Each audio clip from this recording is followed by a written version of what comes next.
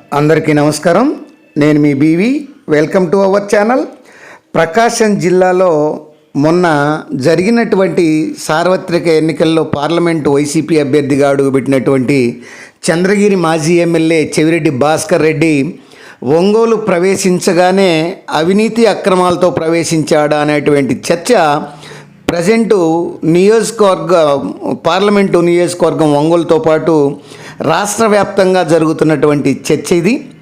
ఇక్కడ కారు చౌకగా ప్రభుత్వ స్థలాలను, ఆర్టీసీ స్థలాలను కాజేసి టెండర్లు ఎవరు రాకుండా వాళ్ళని బెదిరించి ఆయన ఒక నియంతలాగా ఒక రాయలసీమ ఫ్యాక్షనిజం ఒంగోలులో ప్రవేశపెడుతూ ఆ యొక్క కల్చర్కు దారితీసి స్థలాలను ఆక్రమించుకున్నటువంటి వైనం ఇటీవల వెలుగులోకి చూసింది.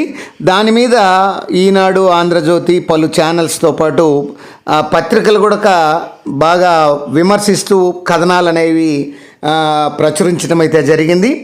ఆ వివరాలను మీకు ఈ వీడియో ద్వారా వివరిస్తూ చెవిరెడ్డి భాస్కర్ రెడ్డి చేసినటువంటి అవినీతి అక్రమాలపై వస్తున్నటువంటి చర్చ, వాటి యొక్క వివరాలను పూర్తిగా వివరించే ప్రయత్నం చేస్తాను.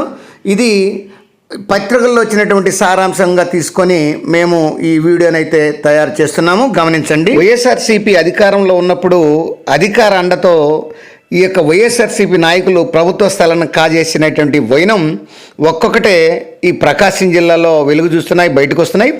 ప్రస్తుతం ప్రకాశం జిల్లాలోని ఆర్టీసీకి చెందినటువంటి విలువైన స్థలాన్ని కాజేసినటువంటి సందర్భం కూడా జరిగింది. ఇప్పుడు ఈ వ్యవహారం రాష్ట్ర వ్యాప్తంగా చర్చనీయాంశమైంది.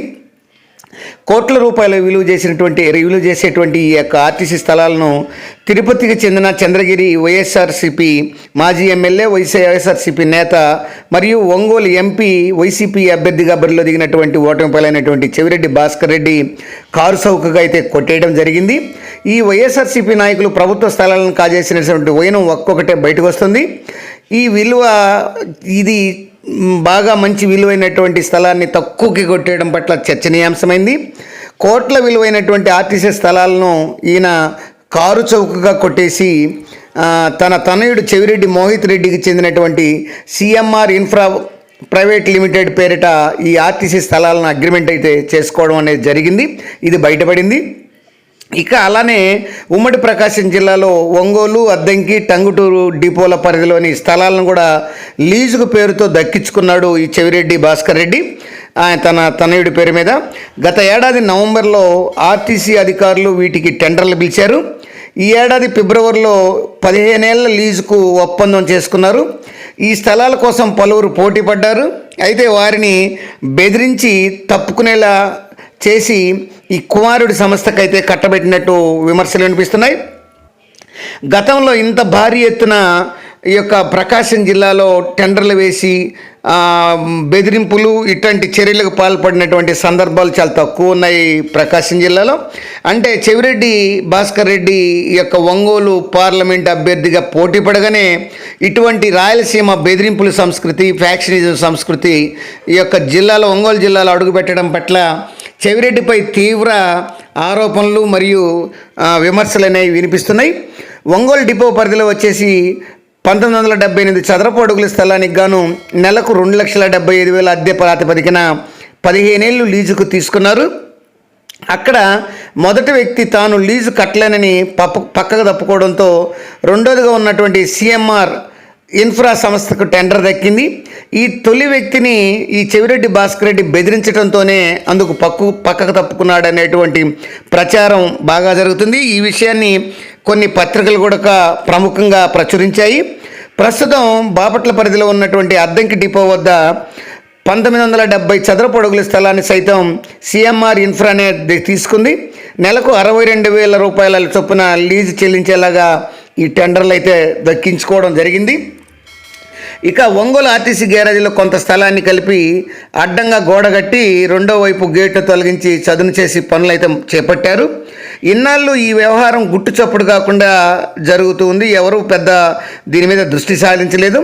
ఎన్నికల్లో వైఎస్ఆర్సీపీ ప్రభుత్వం కూలిపోవడంతో ఈ వ్యవహారం అనేది ఒక్కసారిగా బయటపడింది. స్థానిక ఎమ్మెల్యే దామచర్ల జనార్దన్ ఆధ్వర్యంలో దీనిపై తెలుగుదేశం పార్టీ, జనసేన పార్టీ నాయకులు స్థలాలను అయితే పరిశీలించారు. నిర్మాణ పనులు నిలిపివేయాలని ఎమ్మెల్యే జనార్దన్ ఆర్టీసీ అధికారులను అయితే ఆదేశించారు. ఇక టంగుటూరు రైల్వే స్టేషన్ ఎదుట 8 ఎకరాల విస్తీర్ణంలో ఆర్టీసీ బస్ స్టాండ్ అయితే ఉంది. ఈ ప్రధాన రహదారిని అనుకున్నటువంటి ఈ స్థలంలో సుమారు 1/2 ఎకరం భూమిని గత ప్రభుత్వం లీజుకు కూడా కట్టబెట్టింది. ప్రభుత్వం ఒప్పందం చేసుకున్న తర్వాత అక్కడ వృక్షాలను 3 రోజులుగా నరుకుతూ చదును చేయడం కూడా జరిగింది. స్థానికులు అలా ఆరా తీయడంతో ఈ లీజ్ వ్యవహారం అనేది బయటపడింది.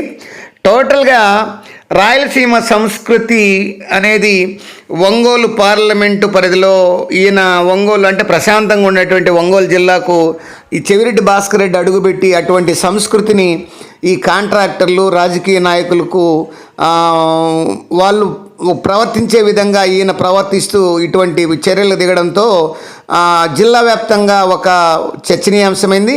దీనిపై చెవిరెడ్డి భాస్కర్ రెడ్డి అవినీతి అక్రమాలపై జిల్లాలో ఒక ఇటువంటి సంస్కృతి ఒంగోలుకు ప్రకాశం జిల్లా లాంటి ప్రశాంతమైన ప్రాంతాలకు కోస్తా ప్రాంతాలకు అవసరమా అనేటువంటి చర్చ కూడా జరుగుతుంది.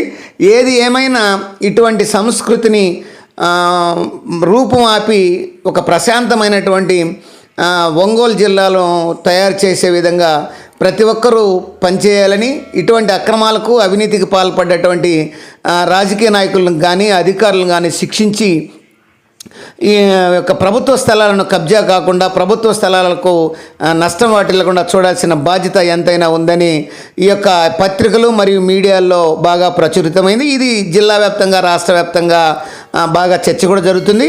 మరి రాబోయే కాలంలో ఈ అవినీతి చెవిరెడ్డి భాస్కర్ రెడ్డి అవినీతి అక్రమాలపై చర్యలు తీసుకుంటారా, లీజుకు రద్దు చేస్తారా ఏంటి అనే విషయం తర్వాత రాబోయే కాలంలో తెలుసుకుందాం.